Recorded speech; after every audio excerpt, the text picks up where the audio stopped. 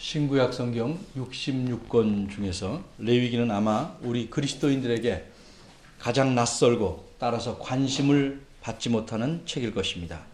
이름이 이상한 것은 그냥 견딜만한데 그 내용마저 우리와 도무지 연관이 없어 보이기 때문에 제사법이나 옛날 관습에 관심이 많은 사람들 외에는 레위기를 읽지 않으려고 합니다. 그런데 이런 레위기를 오늘 본문으로 삼아 설교하려고 합니다. 원래 구약 성경의 처음 5권은 우리가 지금 갖고 있는 성경에서처럼 이렇게 5권으로 나누어 있지 않았습니다.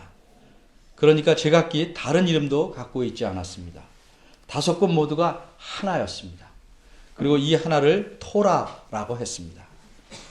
그러나 구약 성경이 다 완성되고 200~300년이 지난 후에 구약 성경을 처음 그리스 말로 번역한 성경에서 편의를 위해 토라를 5부분으로 나누어서 각각 창세기, 출애굽기, 레위기, 민수기, 신명기라는 이름을 붙였습니다. 이 이름은 각 책의 내용을 간추린 것이 아니고 그 내용의 특징을 나타낸 것입니다. 원래 레위기는 바이크라라고 합니다. 이것은 레위기에 처음 나오는 낱말인데, 그리고 그가, 즉 여호와께서 그가 부르셨다라는 뜻입니다. 우리가 얼른 보아도 레위기에는 여러 가지 제사와 이 제사를 집행하는 일을 하는 제사장들과 다양한 정결 의식들이 나옵니다. 그러기에 이러한 특징을 보고 레위기라는 이름을 붙였을 것입니다. 레위기라는 말은 레위 사람들의 책이라는 뜻입니다. 그러나 여기서 레위기에서 말하는 레위 사람들이란 레위 지파 전체를 가리키는 것이 아니고 제사장들을 가리킵니다. 제사장들이 레위 사람들이었기 때문입니다. 하지만 엄밀히 말해서 레위기는 레위 사람들인 구약시대의 제사장들만 위한 교과서가 아닙니다. 레위기는 옛날이나 지금이나 어느 시대든지 하나님 백성 전체를 위한 가르침을 담고 있는 책입니다. 그래서 사도 바울은 이렇게 말씀합니다. 무엇이든지 전에 기록된 것은 우리의 교훈을 위하여 기록된 것이니 우리로 하여금 인내로 또는 성경의 위로로 소망을 가지게 함이니라. 또 모든 성경은 하나님의 감동으로 된 것으로 교훈과 책망과 바르게 함과 의로 교육하기에 유익하다. 이러한 사도의 바울의 말씀을 레위기와 연관해서 풀어보면 우리에게 낯설어 보이는 이 레위기도 하나님의 말씀이다. 하나님께서 우리의 교훈을 위하여, 즉 우리에게 무엇인가를 가르치려고 기록하신 것이다. 따라서 레위기도 우리 그리스도인에게 매우 유익하다는 뜻입니다. 그렇다면 하나님께서는 레위기에서 무엇을 가르치려고 의도하셨을까? 한마디로 레위기 전체는 하나님의 백성이 어떻게 하나님을 사랑해야 하는지와 어떻게 자신의 이웃을 사랑해야 하는지를 가르쳐주는 책입니다. 레위기 1장에서 여호와께서 모세를 부르신 사건으로 시작합니다. 여호와 하나님께서는 이스라엘 백성을 애굽에서 건져내셨습니다. 이스라엘 백성은 적어도 230년 이상 몇 대에 걸쳐서 대대로 노예로 살았습니다. 이들은 매를 맞으며 착취당하며 압제당하고 살았습니다. 아무 소망이 없던 이들을 여호와 하나님께서 애굽에서 끌어내셨습니다. 이 민족이 지닌 가능성을 높이 평가해서 그렇게 하신 것이 아니라 수백 년 전에 순전히 은혜로서 이들의 조상 아브라함에게 세우신 언약 때문에 그렇게 하신 것입니다. 여호와께서는 이들과 시내 산에서 공식적으로 언약을 맺으십니다. 이로써 그들을 자기 백성 삼으시고 자신은 이들의 하나님이 되셨습니다. 그리고 이들 중에 함께 거하신다는 표시로 성막을 짓게 하십니다. 성막이 완성되었습니다. 그러자 구름이 성막 위에 덮이고 여호와의 영광이 성막에 가득 찼습니다. 모세는 너무도 두려워서 이 성막 안으로 들어갈 수가 없었습니다. 그런데 이 성막에서 여호와께서 모세를 부르신 것입니다. 이게 레위기 1장 1절입니다. 그리고 이렇게 말씀하십니다. 2절입니다. 너는 이스라엘 백성에게 말하여 이르라. 너희 중에 누구든지 여호와께 예물을 드리려거든 가축 중에서, 생축이란 말은 가축입니다, 소나 양으로 예물을 드릴지니라. 여호와께서 모세를 통해서 하나님의 백성이라면 누구든지 여호와 하나님 앞에 나와 예배할 수 있다고 말씀하셨습니다. 그런데 사람이 하나님 앞에 무작정 나아가는 일은 매우 위험합니다. 이것은 물 묻은 손으로 전기가 흐르는 전선을 붙잡는 것보다 위험합니다. 하나님은 지극히 거룩하시기에 죄로 더러워진 사람이 그냥 접근하면 바로 그에게 진노하여 죽이시기 때문입니다. 그러기에 사람이 하나님 앞에 나아가려면 먼저 자신의 죄 문제를 해결해야 합니다. 그렇지 않으면 그는 생명을 잃게 됩니다. 그런데 은혜롭게도 하나님께서 이 죄 문제를 해결하고 하나님 앞에 나올 수 있는 길을 알려주셨습니다. 그것은 한마디로 하나님께 예물을 드리는 일이었습니다. 이렇게 예물을 드리는 방법이 여러 있는데 그 중에 제일 먼저 말씀하신 방법이 여기 1장에 있는 대로 번제를 위하여 예물을 드리는 일입니다. 번제는 동물을 죽여서 가죽을 제외하고 모두 불로 태우는 예배입니다. 오늘 본문과 연관해서 세 가지만 살펴보려고 합니다. 첫째, 하나님께서는 번제를 어떻게 드리라고 가르쳐 주셨는가? 먼저 번제를 위한 예물에 대해서 생각해 봅니다. 예배하는 자가 번제를 위해 자기 마음대로 예물을 택할 수가 없었습니다. 짐승일 경우에는 야생동물이나 사냥한 고기는 안 됩니다. 가축이어야 합니다. 그러나 가축이라고 다 되지 않습니다. 소나 양, 또 10절에 있는 대로 또는 염소만 됩니다.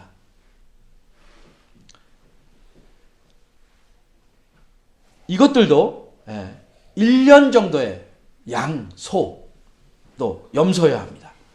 2절에서 소나 양만을 말씀한 것은 이것이 주된 예물이기 때문에 그렇게 말씀하는 것입니다. 소나 양이라 할지라도 반드시 흠이 없는, 몸에 흠이 없는 수컷이어야 합니다. 고대 사회에서는 암컷보다는 수컷을 더 가치 있게 여겼기 때문입니다.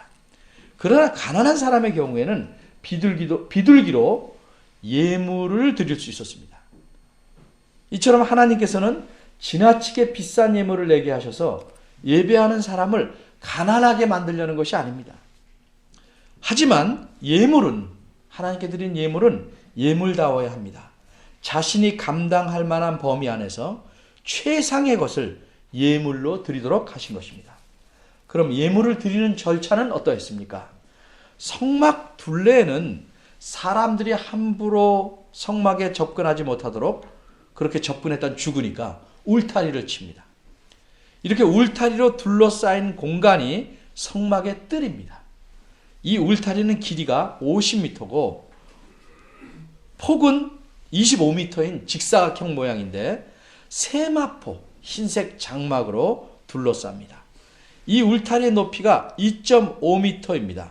그래서 사람이 지나가면서 그 안을 쉽게 들여다볼 수 없습니다. 그러나 이 울타리 안에 있는 성막은 높이가 5m입니다.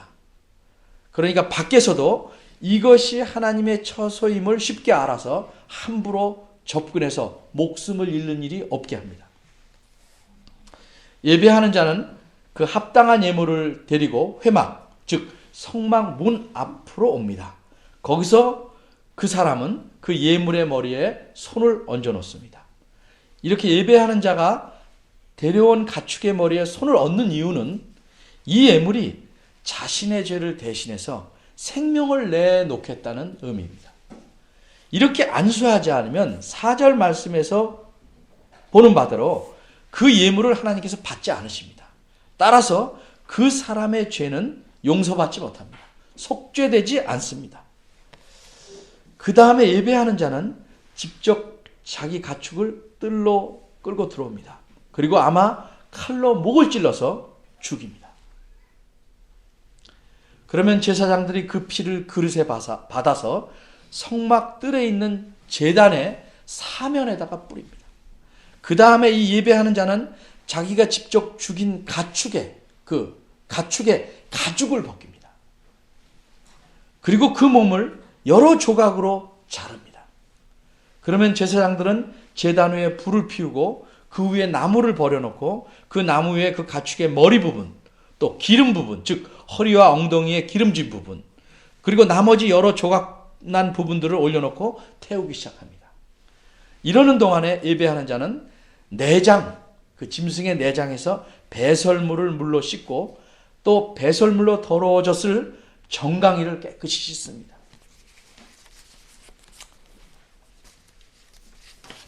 그러면 깨끗이 씻긴 이 내장과 정강이를 다시 제사장이 제단 위에 갖다 불사릅니다.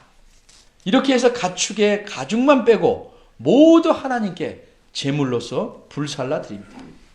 비둘기는 가축에 비해서 매우 조그맣기 때문에 예배하는 자가 하는 일이 상당히 적습니다.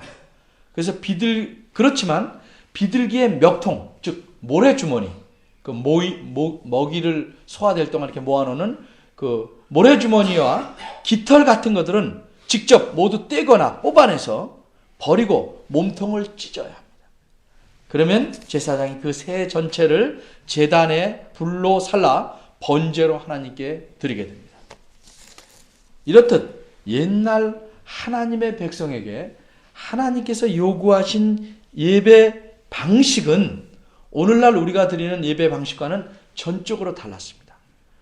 그들은 예물을 골라 갖고 와서 안수하고 죽이고 가죽을 벗기고 각을 뜨고 내장을 씻어내는 등 부지런히 활동하는, 움직이는 그런 예배를 드렸습니다.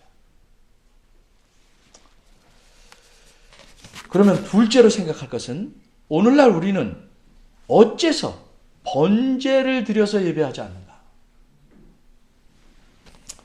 번제뿐만 아니라 구약시대의 모든 예배 제도는 거의 대부분 동물을 죽여서 드리는 방식입니다. 하나님께서 이렇게 하도록 정하신 것은 그렇게 예배함으로써 하나님께 죄 사함을 받도록 하기 위함입니다. 그러나 우리가 생각해도 짐승의 생명이 사람의 생명을 대신할 수는 없습니다. 사람을 죽어야 될 사람이 자기 목숨 대신 짐승을 내놓을 수는 없는 것입니다. 어찌 짐승이 사람의 죄값으로 사람 대신 죽어서 사람이 죄 용서함을 얻고 생명을 유지할 수 있겠습니까? 이럴 수 없다는 것은 하나님 자신도 잘 알고 계십니다. 그러기에 하나님 말씀에 이렇게 기록되어 있습니다. 이는 황소와 염소의 피가 능히 죄를 없이 하지 못함이라. 그런데도 하나님께서는 구약시대에 하나님의 백성에게 그런 방식으로 하나님을 예배하도록 하셨습니다. 이는 하나님께서 보내실 궁극적인 구원자를 바라보고 소망하고 믿게 하시기 위함이었습니다. 그리고 마침내 하나님께서는 그 구원자이신 예수 그리스도를 이 땅에 보내셨습니다. 그래서 그리스도께서는 모든 사람의 죄값을 대신하여 온갖 고난을 당하셨고 마침내는 자신을 제물로 바쳐서 죄에 대한 하나님의 진노를 대신 다 받으셨습니다. 이 사실을 하나님 말씀은 이렇게 설명합니다. 제사장마다 매일 서서 섬기며 자주 같은 제사를 드리되 이 제사는 어느 때든지 죄를 없게 하지 못하거니와 오직 그리스도는 죄를 위하여 한 영원한 제사를 드리시고 그리스도가 한 제물로 자기 자신을 바치는 이 하나의 제물로 거룩하게 된 자들을 영원히 온전케 하셨느니라. 그러므로 다시 죄를 위하여 제사 드릴 것이 없느니라. 따라서 오늘날 우리는 번제뿐만 아니라 구약시대의 여러 제사 방법과 같은 예배를 드리지 않는 것입니다.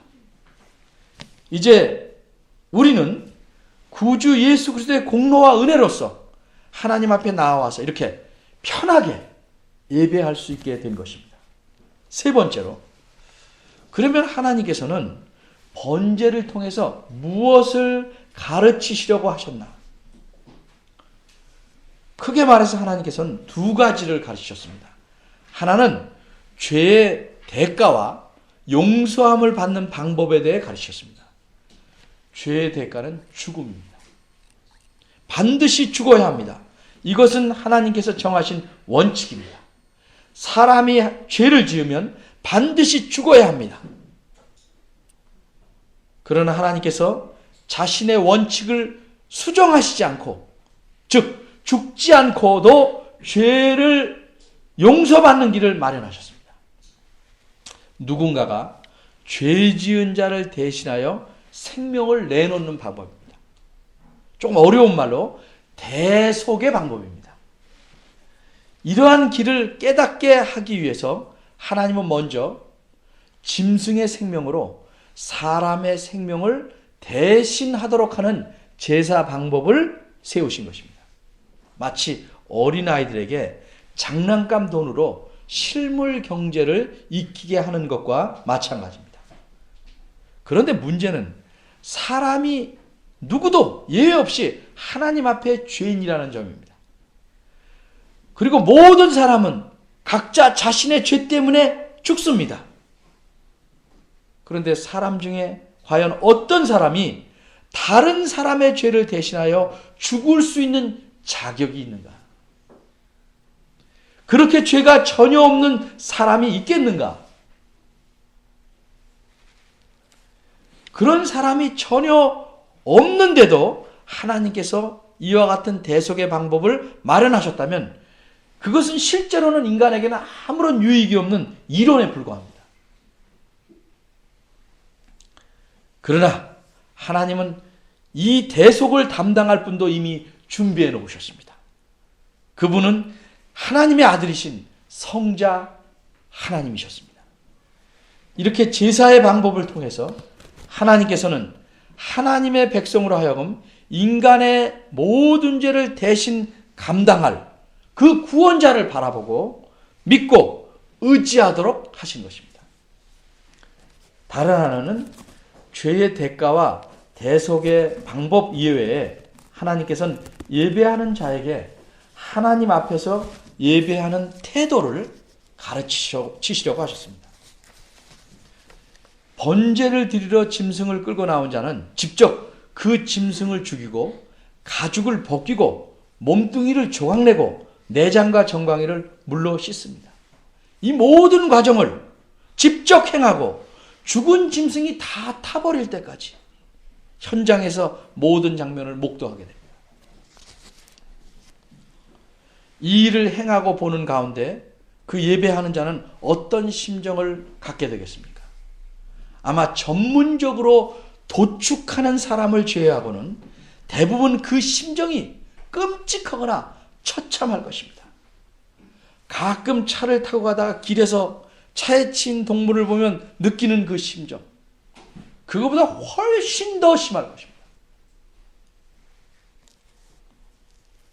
소나 양, 새는 사람이 혐오하는 동물이 아닙니다. 오히려 친근감을 갖는 동물입니다. 또 큰 소도 아니고 1년 된 소, 1년 된 어린 양, 조그만 새, 그것을 죽여야 하는 예배하는 자의 심정.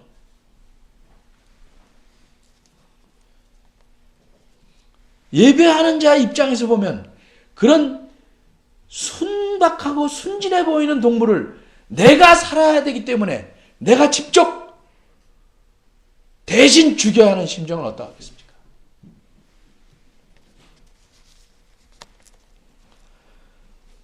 왜 이것들이 나 대신 죽어야 하는가? 내 죄 때문입니다. 다윗이 지은 시편에 이런 말씀이 있습니다. 주님께서 나의 귀를 통하여 들리시기를 제사와 예물을 기뻐하지 아니하시며 번제와 속죄제를 요구치 아니하신다 하신지라. 또 이런 말씀이 있습니다. 주는 제사를 즐겨 아니하시나니 그렇지 않으면 내가 드렸을 것이라. 주는 번제를 기뻐 아니하시나이다. 하나님의 구하시는 제사는 상한 심령이라. 하나님이여 상하고 통해하는 마음을 주께서 멸시치 아니하시리이다. 이 말씀이 무슨 뜻입니까? 아주 쉽게 말하면 하나님께서는 형식적으로 조건만 맞춰드리는 제사나 예물을 기뻐하지 않으신다는 것입니다. 거창하게 번제를 드린다 해도 형식만 맞춘 그런 제사는, 그런 예배는 원하지 않는다는 뜻입니다. 그런 제사 방식과 예물을 통해서 하나님이 진정 원하시는 것은 그렇게 예배할 때 하나님 앞에서 상한 심령을 갖기를 바라신 것입니다. 하나님께서 소나 양 같은 가축을 특별히 좋아하셔서 그것을 제물로 원하신 것이 아니고 그런 사람에게 친근한 가축을 죽여 바치는 과정에서 자신의 죄를 진정으로 회개하고 하나님의 용서를 바라고 은혜를 사모하기를 원하셨던 것입니다.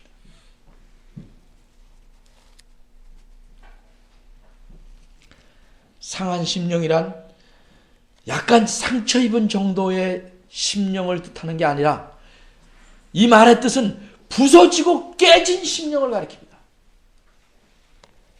자신의 죄악에 대해 심히 슬퍼하고 괴로워하며 회개하기에 그 심령이 부서져 버린 상태를 가리킵니다.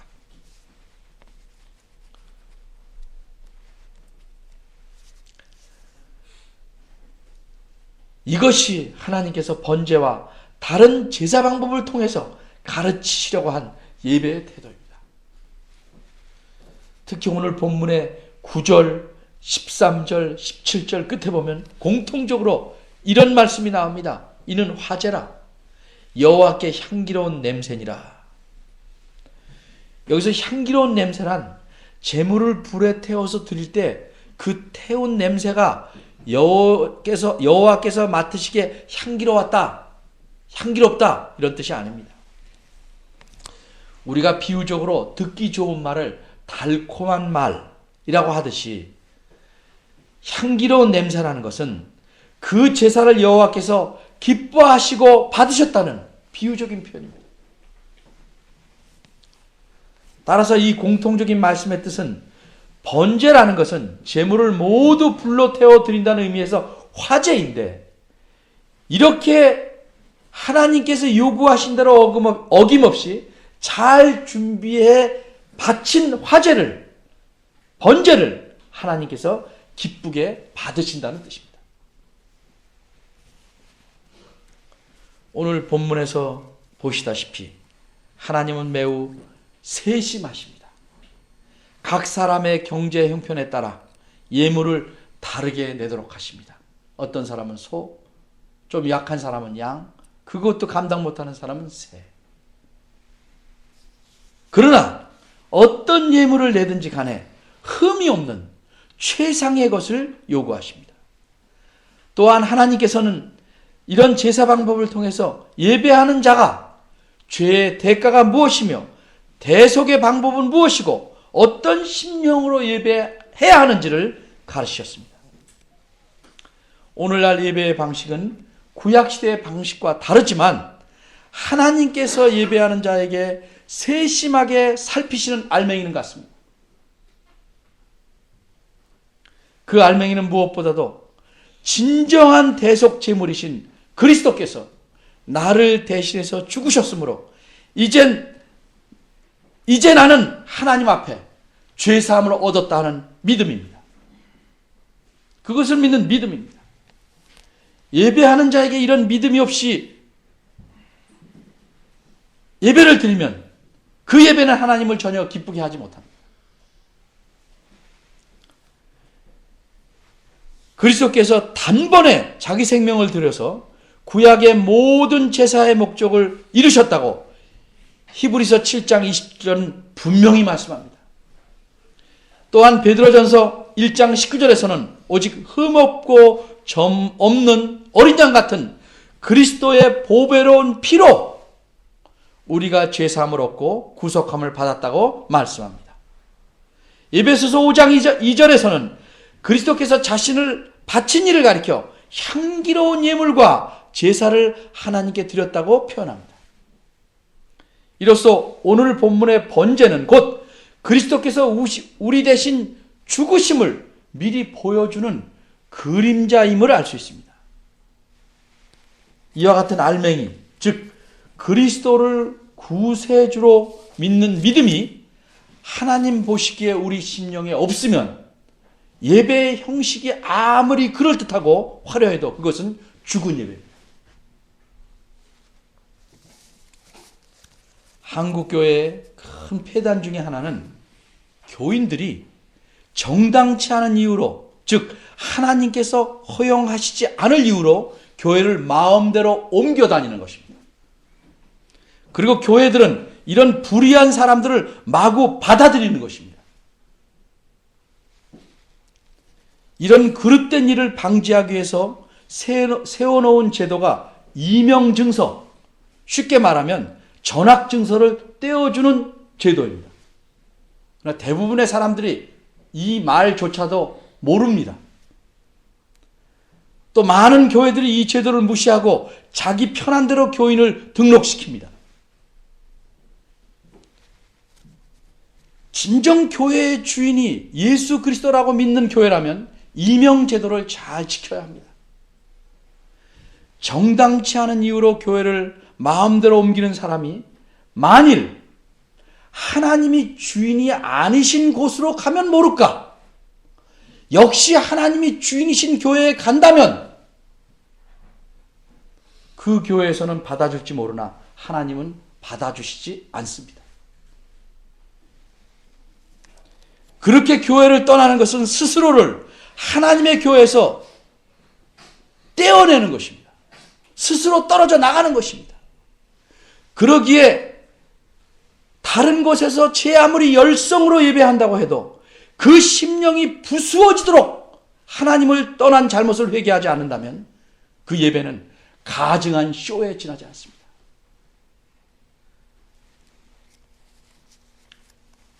구약시대에는 마치 노동하듯이 힘들게 예배했습니다.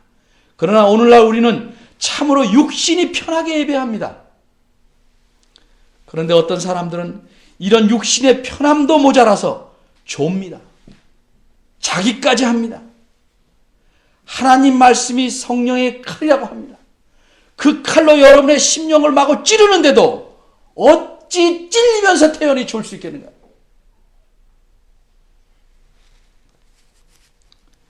하나님이 보시기에 졸아야 할 정당한 이유가 없이 조는 사람은 하나님을 예배하는 것이 아닙니다. 그런 예배는 결코 하나님이 받지 아니하십니다. 바울은 로마서 12장 1절에서 형제들아 내가 하나님의 모든 자비하심으로 너희를 권하노니 너희 몸을 하나님이 기뻐하시는 거룩한 산 제사로 드리라. 이는 너희의 드릴 영적 예배니라 라고 권면합니다.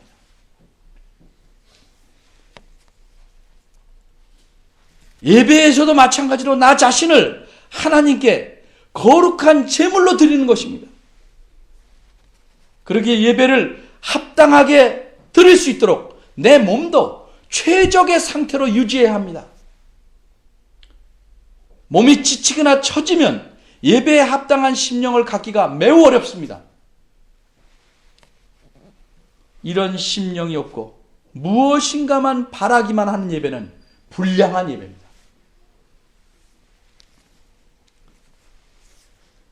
하나님이 주인이신 교회는 돈이 없어서 망하지 않습니다.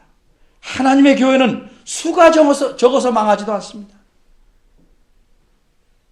그러나 참된 예배가 없으면 하나님께서 그 교회를 버리십니다. 그러면 그 교회는 죽고 맙니다. 교회의 심장이 예배이기 때문입니다. 그래서 알맹이가 없이 예배하는 사람, 가증한 쇼에 불과한 예배를 드리는 사람, 불량한 심령으로 예배하는 사람이 교회에 많아지면 그 교회는 죽는 것입니다.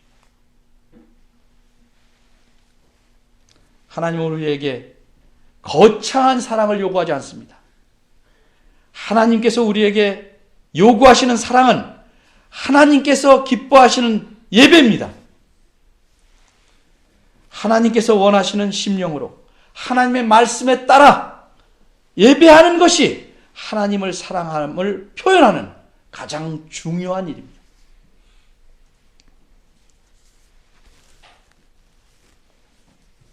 참된 예배를 드려서 하나님을 사랑하는 교회를 하나님은 붙드십니다. 그리고 그와 같은 교회들과 성도들에게 세심하신 하나님께서 큰 위로와 기쁨을 넘치게 해 주실 것입니다. 기도하겠습니다.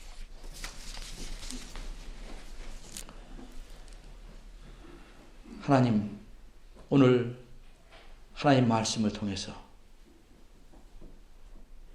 우리의 예배에 무엇이 부족하고 무엇이 그릇되었는가를 살펴보았습니다. 저희의 심령이 하나님의 은혜에 대해서 무덤덤하고 내 죄악에 대해서 아무런 뉘우침도 없이 예배라는 의식에 몸뚱이만 와 있는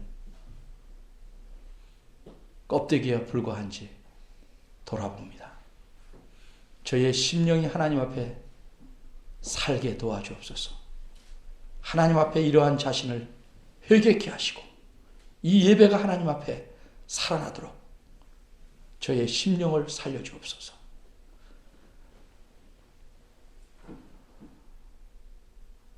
주께서 저희를 긍휼히 여기시고 우리 심령 안에 매일의 삶 속에서 하나님의 약속을, 하나님의 말씀을 믿지 않고 불순종하는 못된 심성과 그로 인한 죄악들을 회개케 하시고 하나님 앞에 나올 때마다 자신의 잘못을 고백하고 죄사함을 얻고 감사와 감격이 넘치는 예배가 되도록 저희들을 이끌어 주시기를 바라옵나이다. 다른 것 다 없어도 예배가 살아있게 하시고 하나님을 기쁘시게 하는 교회 되기를 저희 모두가 바랍니다.